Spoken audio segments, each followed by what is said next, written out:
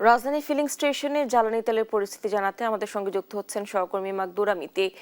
মিতি, পাম্পে ভিড় কেমন দেখছেন, কি বলছেন তেল নিতে আসা মানুষ এবং ফিলিং স্টেশন কর্তৃপক্ষ, জানাবেন।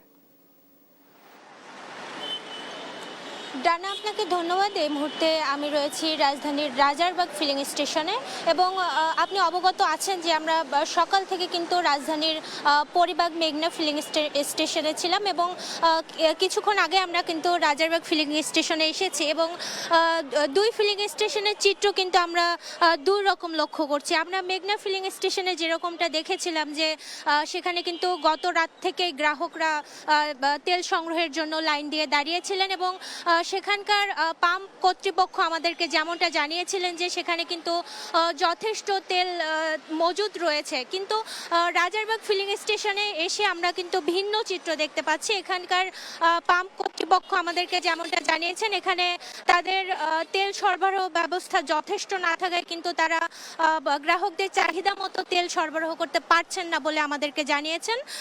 এই পাম্পে কিন্তু একজন বাইক গ্রাহক সর্বোচ্চ 2 থেকে 2.5 লিটার এবং প্রাইভেট কারের ক্ষেত্রে কিন্তু সর্বোচ্চ 4 লিটার এবং জিপ গাড়ির ক্ষেত্রেও সর্বোচ্চ 4 লিটার তেল তারা সংগ্রহ করতে পারছেন।